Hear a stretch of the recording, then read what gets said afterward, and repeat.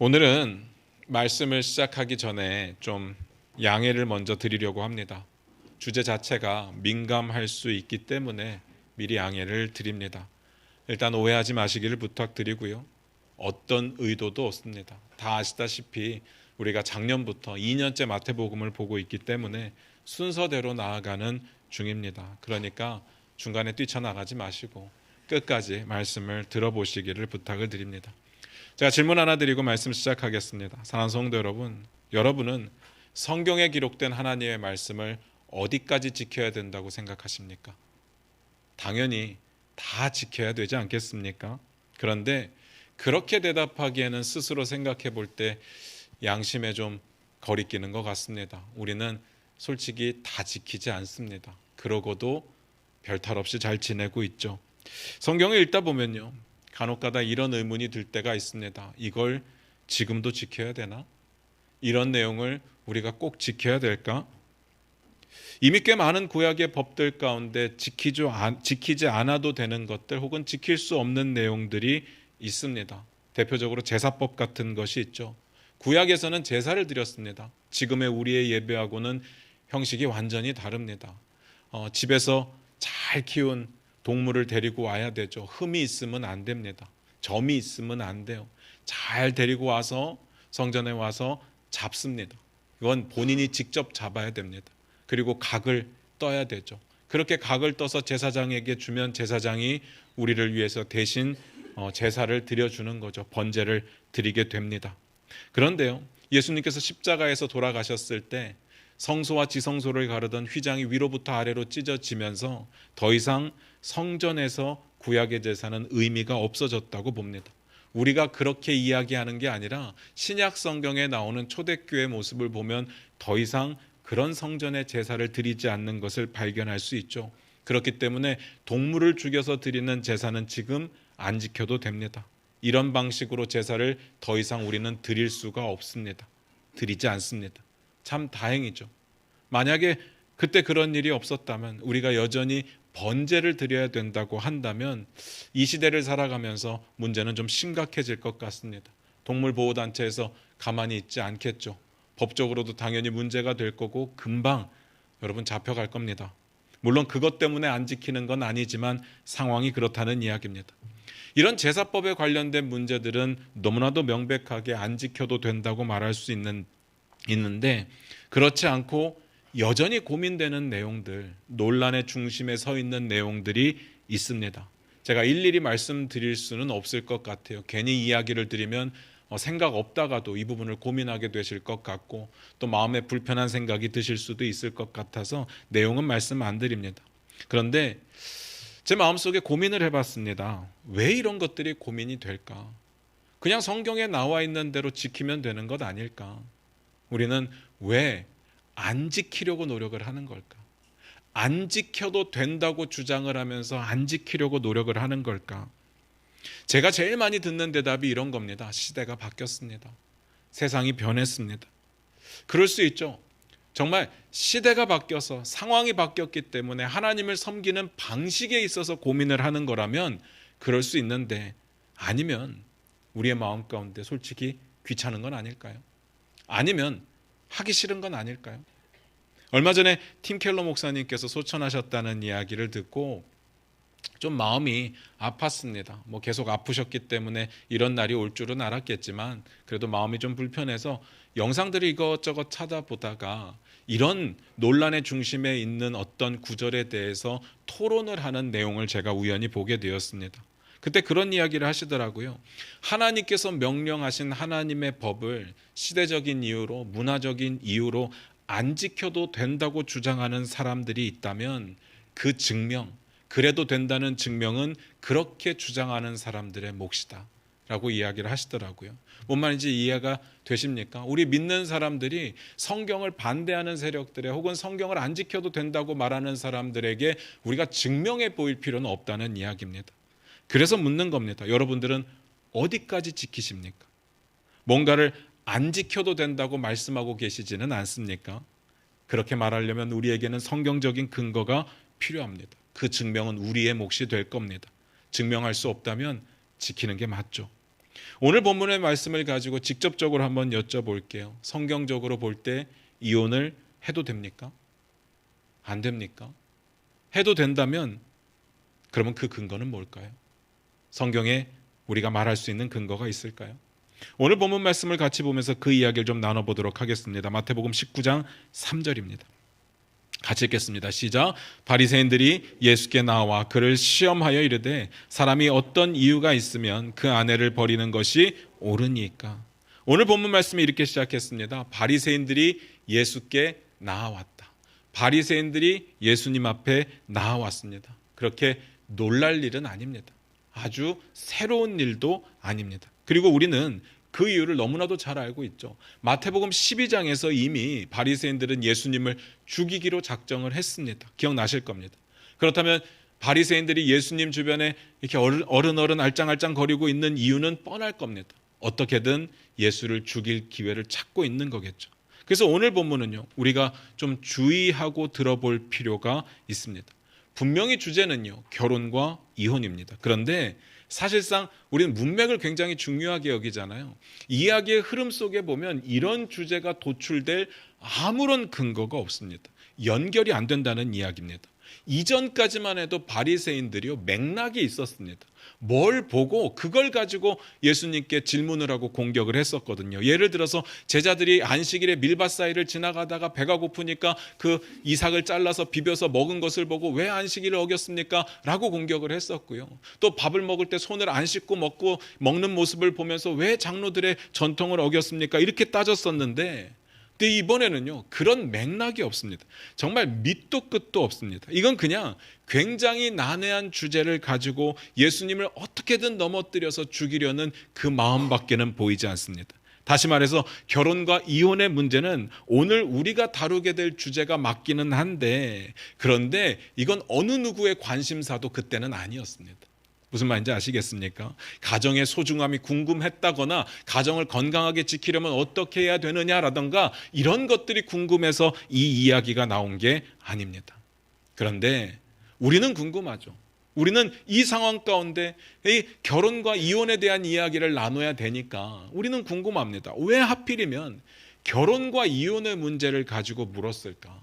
이유는 간단합니다. 이 부분이 가장 대답하기가 어렵기 때문에 그렇습니다. 그래서 오늘 저도요, 이야기를 끝까지 말씀을 드리겠지만, 그런데 지난번처럼 이전처럼 명확한 결론을 내어드리지 못할 수도 있습니다. 그냥 같이 고민해 보는 것으로 이야기가 끝날 수도 있습니다. 그렇게 어려운 주제를 물었습니다. 주어진 본문을 이해하기 위해서 가장 중요한 게 뭡니까?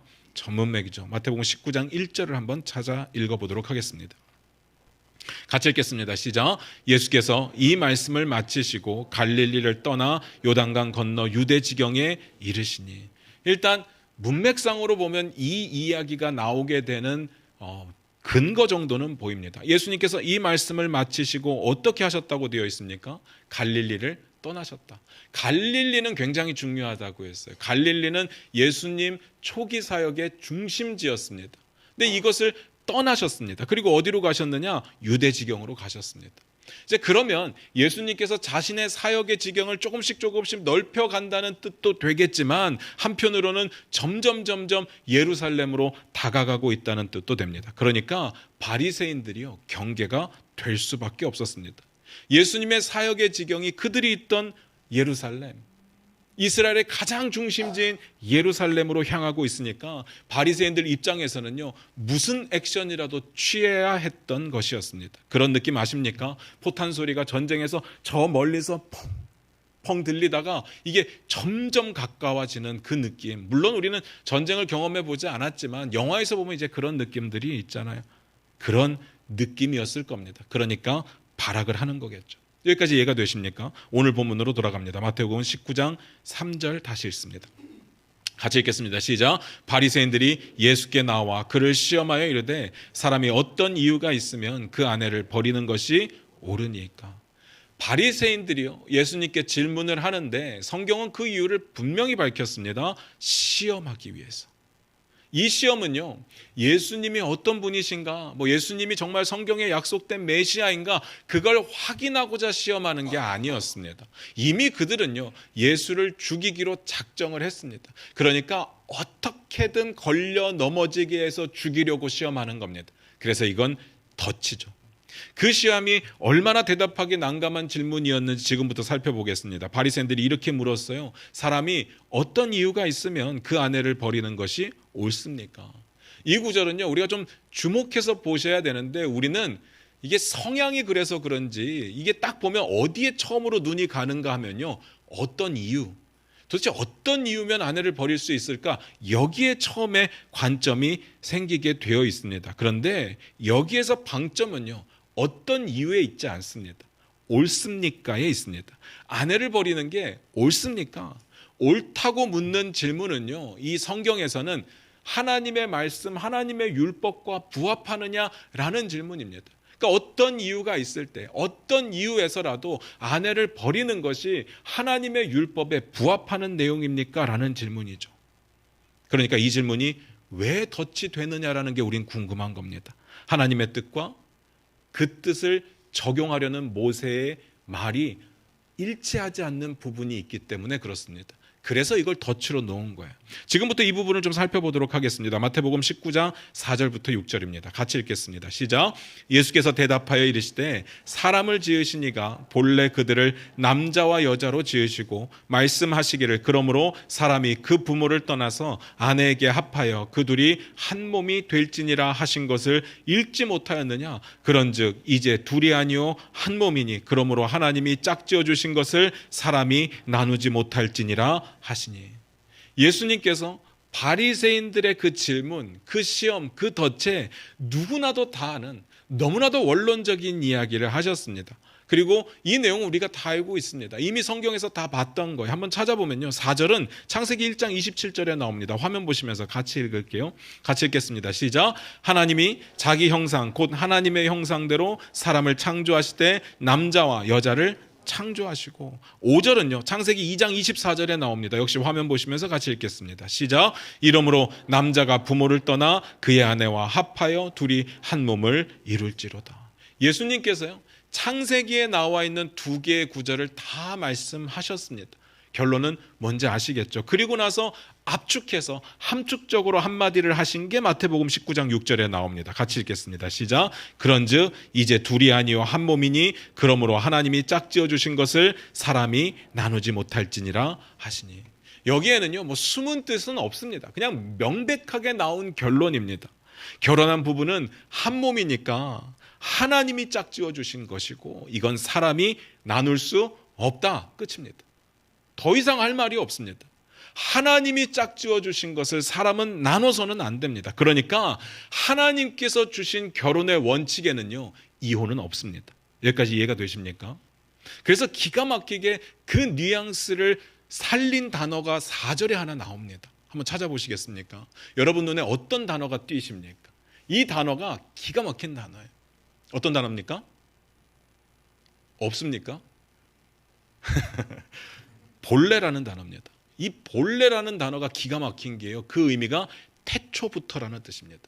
왜 태초부터인지 아시겠죠? 창세기에 이건 하나님이 명령하신 거예요. 태초부터 하나님의 명령은 지금까지 변함이 없습니다. 원래 하나님의 뜻에는 부부가 갈라지는 옵션은 없다는 뜻입니다. 어느 누구도 부부를 갈라놓을 수가 없습니다. 갈라놓아서도 안 되죠. 그런데 바리새인들은요 예수님께서 이렇게 대답하기를 기다리고 있었습니다. 그래서 그 다음 질문이 들어갑니다. 마태복음 19장 7절입니다. 같이 읽겠습니다. 시작. 여짜오되 그러면 어찌하여 모세는 이혼 증서를 주어서 버리라 명하였나이까. 하나님의 뜻에는요 이혼이라는 옵션은 없다고 말씀을 드렸어요. 그런데 성경을 보다 보니까 모세는 이혼 증서를 써주라고 했다는 거죠. 분명히 모순이 있습니다. 이거 어떻게 설명할 거냐? 라고 따지는 거죠. 이 논리에 빠뜨리려고 결혼과 이혼의 문제를 건드린 겁니다. 아마 예수님께서요 모세 이야기를 먼저 하셨다면 창세기에는 이렇게 기록되어 있는데 이렇게 했을 거고요. 창세기에 이렇게 기록되어 있다고 말씀하시니까 모세 이야기를 하는 겁니다. 둘이 모순이 되니까. 잘 보시기 바랍니다. 바리새인들이 이렇게 말했습니다. 그렇다면 어째서 모세는 이혼 증서를 주어서 버리라고 명령했습니까? 이런 이야기를 들을 때 우리가 느끼는 뉘앙스는 모세가 엄청 강력하게 명령한 것처럼 보입니다. 그러니까 아내에게 어떤 일이 있을 때 이혼을 해라 라는 이야기처럼 들린다는 거죠.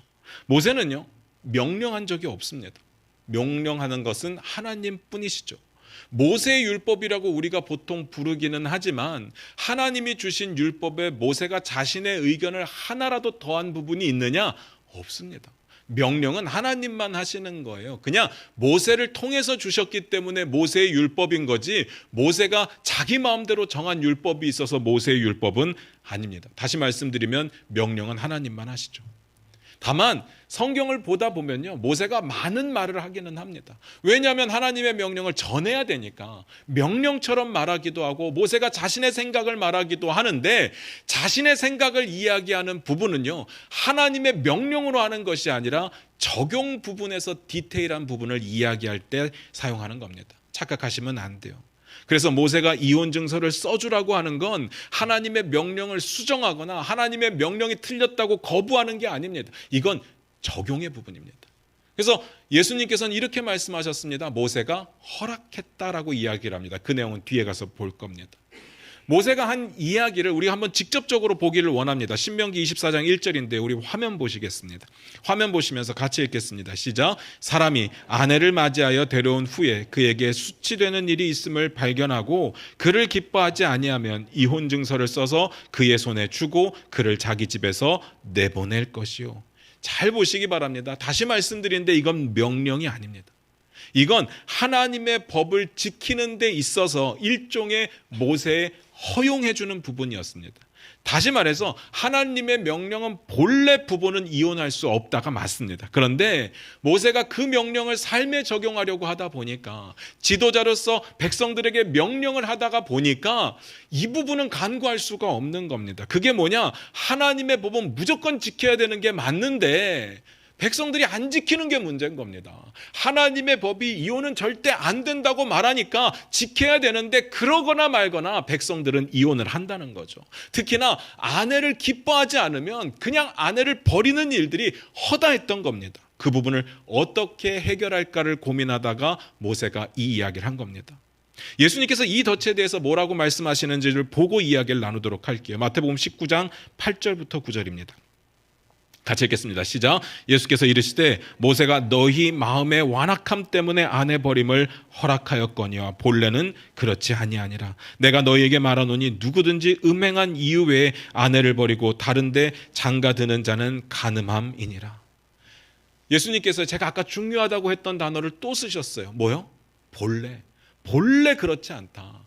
본래 하나님의 뜻에는 이혼을 허락하신 적이 없다. 부부가 갈라지는 것은 하나님의 옵션에 없었다라는 이야기를 합니다. 다만 모세가 이혼 증서를 써주고 보내는 것에 대해서 허락을 한 이유가 뭐냐? 너희의 마음의 완악함 때문에. 너희 마음이 완악하기 때문에 어쩔 수 없었다는 거죠. 이게 뭔 말인가 하면요, 하나님께서 남자와 여자를 만드시고 남자와 여자가 부모를 떠나서 한 몸이 될 거라고 이야기를 했습니다. 이 부분은 결혼에 관한 하나님의 비유법이죠. 한 몸입니다. 그런데 잘 생각을 해보시면요, 한 몸은 나뉠 수가 없죠. 여러분, 이 몸을요 반으로 한번 나눠보시기 바랍니다. 정확하게 반으로. 어떻게 나눌 겁니까? 위로부터 이렇게 아래로 이렇게 나누나요?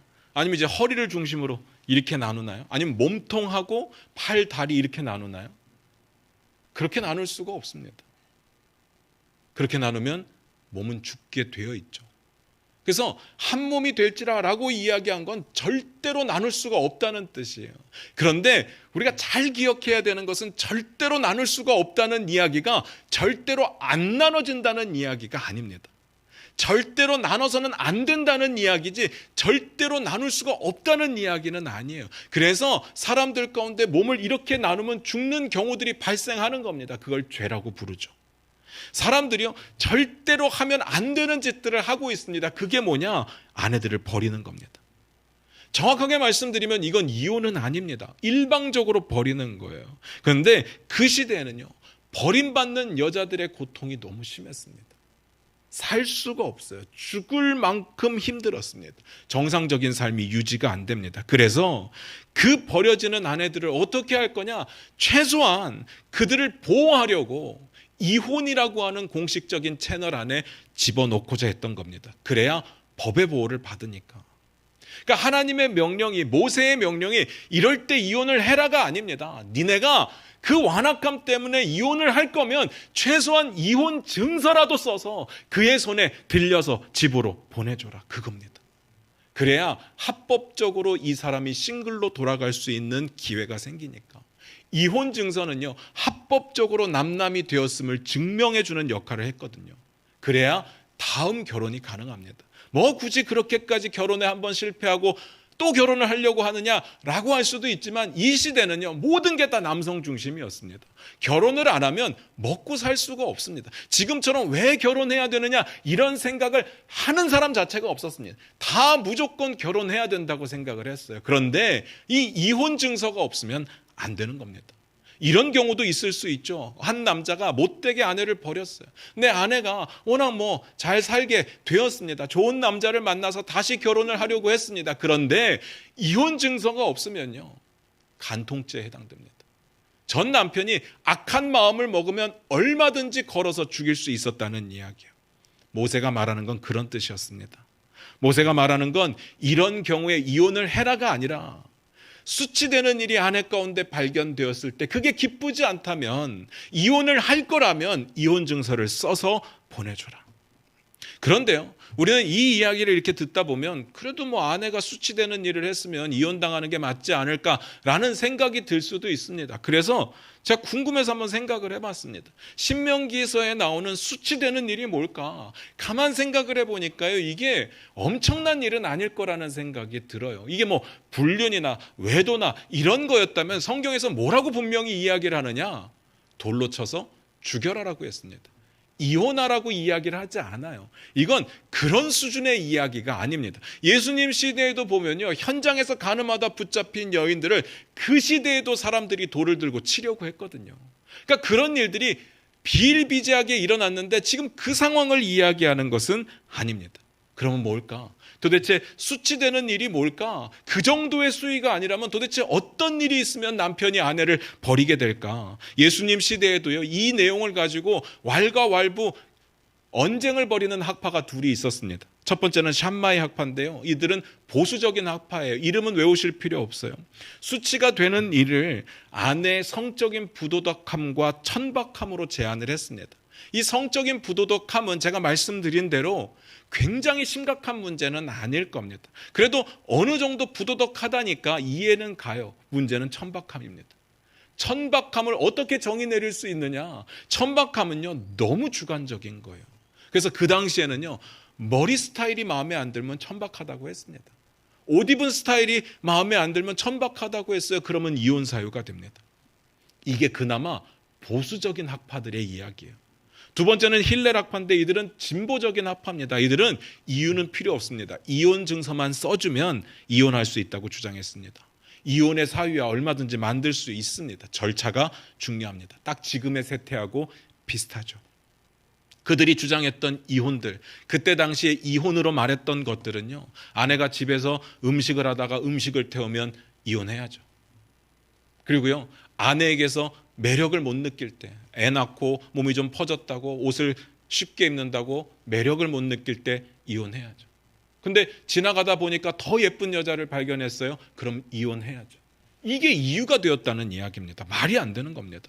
그러니까 모세는요, 그렇게 말도 안 되는 이유들로 버림받게 될 여자들을 보호하고자 했습니다. 하나님의 법이 틀린 게 아니라 사람들이 악해서 버리니까 그런 불쌍한 여자들, 사회적인 약자들을 지켜주기 위해서 이혼할 거면, 이혼하면 안 되는데 기왕 이혼할 거면 제발 이혼 증서를 써서 보내라. 저 사람도 살 수 있게 해줘라. 그런 이야기입니다. 예수님의 말씀이 그런 거예요. 그 다음 바리새인들이 어떻게 반응했는지는 나오지는 않습니다. 이제 예수님의 제자들이 그 이야기를 들으면서 자신들의 생각을 이야기하고 예수님과 이야기를 나누는 내용이 있는데요, 그 부분은 보지 않을 거예요. 그리고 뭐 예수님의 대답이 어쩜 이렇게 지혜로울까 이런 이야기도 하지 않겠습니다. 예수님은 하나님이세요. 그런 논라는 자체가 저한테는 용납이 안 돼요. 예수님은 원래 지혜로우세요. 원래부터 지혜로우신 분이에요. 거기에 대해서 왈가왈부하지 않겠습니다. 정리를 해볼게요. 결론입니다. 결혼과 이혼 관련해서 예수님의 결론이 뭡니까? 첫 번째, 본래 결혼은 나눌 수 없다. 이게 하나님의 뜻이고요. 두 번째, 그러나 모세는 버려지는 아내들을 보호하기 위해서 이혼 증서를 제발 써주라고 한 겁니다. 이게 결론이죠. 정리를 해보면요, 하나님의 법은요 절대로 사람이 바꿀 수가 없습니다. 다만 하나님의 사랑으로 약한 자들을 악한 자들로부터 보호하려고 노력했던 내용들이 있는 거죠. 하나님은 그런 분이십니다. 그런데요, 이걸 섞어서 생각하시면 안 돼요. 하나님이 사랑으로 그렇게 허락하셨으니까 하나님의 법을 사람을 위해서 바꿀 수 있다는 아닙니다. 하나님의 법은 무조건 지켜야 됩니다. 말씀 마무리 짓겠습니다. 오늘 말씀을 들으면서 여러분들의 마음 가운데 분명히 이런 생각 드시는 분이 계실 겁니다. 지금 이 시대에 그래서 이혼이 가능하다는 거야? 안 가능하다는 거야? 그러면 상대 배우자의 불륜과 외도가 있을 때만 가능하다는 건가? 라는 생각이 드실 겁니다. 잘 들으시기 바라요. 오늘 본문에서 진리는 명백합니다. 마태복음 19장 6절을 다시 읽어볼까요? 같이 읽겠습니다. 시작. 그런즉 이제 둘이 아니요 한 몸이니 그러므로 하나님이 짝지어 주신 것을 사람이 나누지 못할지니라 하시니, 하나님의 명령에 이혼은 없습니다. 이건요 수정이 안 돼요. 이건 상황에 따라서, 시대에 따라서, 문화에 따라서 고칠 수가 없습니다. 그런데 예수님께서도 음행한 이유에 대해서는 적용하는데 허용을 두셨던 것뿐인 거죠. 그렇다면 우리는요 여기에 나와 있는 원리를 고민해 봐야 됩니다. 앞에서 말씀드렸던 내용인데요, 사회적인 약자들, 그때는 여자들과 어린아이들이었거든요. 그 여자들을 이렇게 버림받음으로 인해서 정상적인 삶이 안 되는데 그대로 방치할 거냐? 그러니까요, 이때 당시에 이혼은요 그냥 결혼을 하다가 도저히 성격이 안 맞아서 혹은 여러 가지 이유로 합의하에 그만두는 이런 게 아니라 버리는 거거든요. 이건 남자가 연약한 여자들에게 할 수 있는 일종의 폭력과도 같았습니다. 그 폭력으로부터 여자들을 보호해 주고자 하신 거죠. 결혼을 깨도 된다고 말씀하신 적이 없습니다. 결혼을 깨뜨리는 죄를 지으려면 약자들을 보호하시겠다는 뜻이죠. 그러니까 제가 여러분들에게 감히 이혼을 해도 된다, 안 해도 된다를 말씀드릴 수는 없을 것 같아요. 요즘은 제가 좀 뜸하지만 결혼 상담을 정말 많이 해봤습니다. 결혼 주례도 정말 많이 해봤습니다. 제가 한때는 결혼 전문 목사라고 불릴 정도로 정말 주례를 많이 해봤어요. 한 100번은 한 것 같아요. 그리고 나서 또 많이 한 게 뭐냐, 결혼 AS 상담도 정말 많이 해봤어요. 이 AS 상담은 좋은 건 없습니다. 이혼에 대한 문제가 대부분이죠. 이때 엄청 고민됩니다. 하나님의 뜻 가운데 이혼의 옵션은 없으니까 이혼은 무조건 안 된다, 무조건 참고 살아라, 이렇게 말하기가 힘든 상황들이 너무 많아요. 실제로 외도, 폭력, 막말, 그리고 피말리는 의심 너무 많습니다. 그런 고충을 들을 때마다 야, 네가 참아, 네가 참고 살아야 돼, 절대로 결혼은 깨뜨리면 안 돼, 그게 하나님의 법이야 라고 말하기가 너무 어렵죠. 그냥 듣고 있으면 마음이 아픕니다. 당연히 하나님의 뜻이 뭔지는 압니다. 그런데 생명의 위협을 느끼고 있는데요, 물리적인 위협까지는 아니어도 이 정신적인 핍박 때문에 피가 말라가고 있는데요, 그냥 참고 살아야 됩니까?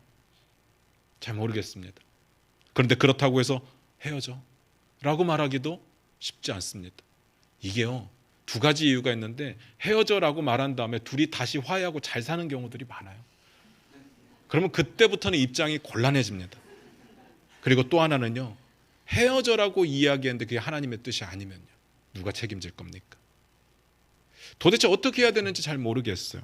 왜 저한테 이런 어려운 시련을 주실까 고민해 봤습니다. 일단 힘드니까 찾아왔겠죠. 위로가 필요할 겁니다. 그럼 당연히 위로를 해주죠.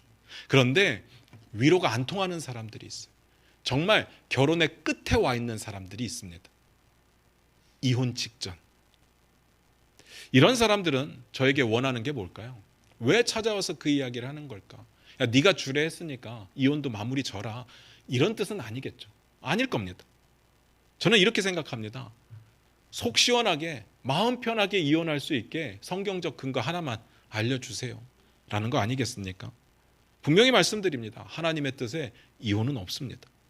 제가 모세처럼 불쌍하다고 허용해 줄 수 있는 그런 권위가 저에게는 없습니다. 제발 부탁드립니다. 하나님의 뜻을 어기고 이혼을 하려거든요. 그리고 그럼에도 불구하고 성경적으로 내 행동에 문제가 없다는 것을 증명하고 싶으면요, 그건 본인의 몫입니다. 본인이 하셔야 돼요. 하나님의 뜻을 어긴 것이 죄가 아니라고 주장하고 싶다면 본인들이 하셔야 됩니다. 야박하게 들릴지 모르겠지만 하나님의 뜻 이외의 것을 제가 말씀드릴 수가 없죠. 하나님의 뜻을 아는데 그냥 단순하게 위로하기 위해서 그래 네 마음 알아 그래도 돼 라고 말하는 건 죄 아니겠습니까? 제가요 예전에 굉장히 아끼는 제자가 하나 있었는데 아버지를 위해서 기도를 많이 했습니다. 아버지의 구원을 위해서.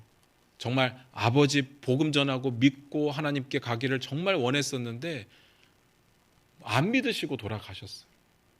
장례식장에서 울면서 전화가 왔어요. 그러면서 이렇게 이야기를 하는 겁니다. 목사님, 우리 아버지 돌아가셨어요. 그래서 어떡하냐 하면서 위로를 해줬어요. 근데 이렇게 이야기를 합니다. 우리 아버지 천국 가셨겠죠? 이거 뭐라고 대답을 해줘야 됩니까? 하나님의 법은 너무 분명하잖아요. 예수를 모르고 죽으면, 예수를 영접하지 않고 죽으면 지옥 갑니다. 그래서 이렇게 이야기하나요? 아니, 니네 아버지 지옥 갔어. 이렇게 말할 수는 없잖아요. 그런데요, 제 마음속에 너무 가슴이 아프니까 그래, 니네 아버지도 천국 가셨을 거야. 이렇게 말하면요, 하나님의 뜻하고는 아무 상관이 없는 이야기인 거잖아요. 정말 할 이야기가 없더라고요. 정말 할 이야기가 없었습니다. 그냥 전화통을 붙잡고 우는 방법밖에는 없었습니다. 그럼에도 불구하고 우리가 만약에 고민이 된다면요, 제가 한 가지만 말씀드려요. 오늘 이야기를 통해서 그리고 제가 아는 하나님의 속성에 비춰봤을 때 정말 드리고 싶은 이야기가 있는데, 하나님 앞에서 정말 어쩔 수 없이 죄를 지었어요. 그렇다면 죄가 아니라고 우기지 마시고요, 하나님의 긍휼 앞으로 나아가시기를 부탁을 드립니다.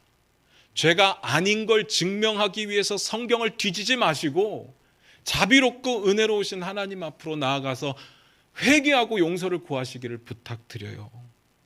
하나님의 뜻을 못 지킬 것 같으면 안 지켜도 된다고 주장하지 마시고 하나님의 긍휼 앞으로 나아가시기를 주님의 이름으로 부탁드립니다. 우리 2021년도 올해의 말씀, 약속의 말씀이 있었습니다. 신명기 30장 4절이었는데요. 한번 1절부터 볼게요. 우리 화면 보시면서 같이 읽겠습니다.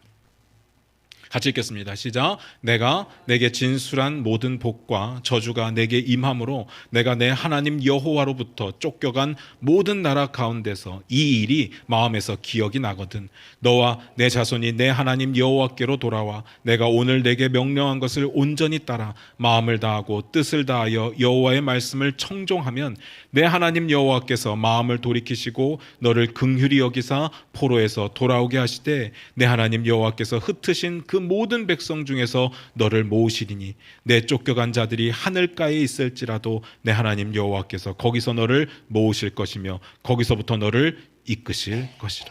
이게 뭔 말인지 아시죠? 이거 신명기거든요.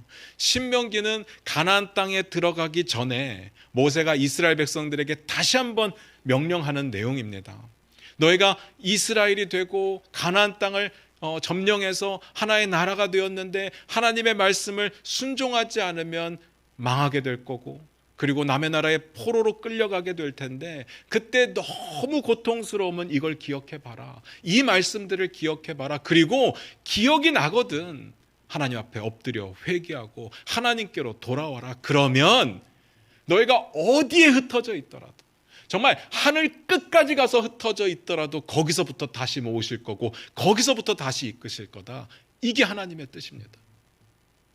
하나님 앞에 회개하면요, 하나님은 품어주시고 위로해 주시고 다시 회복시켜 주시는 그런 하나님이심을 우리가 믿어야 되는 거죠. 사랑하는 성도 여러분, 오늘 이야기는요, 엄밀히 따지면 결혼과 이혼에 대해서 말씀을 하시려고 꺼내신 이야기는 아니에요. 바리새인들이 예수님께 덫을 놓았는데 공교롭게도 주제가 결혼과 이혼이었던 겁니다. 원리는 분명합니다. 하나님의 법은 바꿀 수가 없습니다.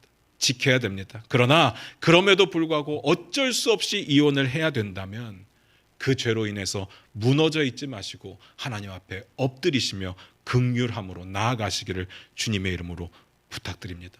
하나님은요, 돌이키는 자를 안아주실 겁니다. 거기서부터 다시 시작하실 겁니다. 정말 이 말씀 드리고 싶었습니다. 이혼은 하나님의 뜻은 아니에요. 가정을 지키는 게 하나님의 뜻은 아닙니다. 이건 태초부터 지금까지 한 번도 바뀐 적이 없어요. 그런데 어쩔 수 없이, 이유는 우리가 다 모르겠지만 어쩔 수 없이 이혼을 하셨다면 그것으로 여러분의 인생이 끝난 건 아닙니다. 거기서부터 다시 시작하시기를 부탁드려요.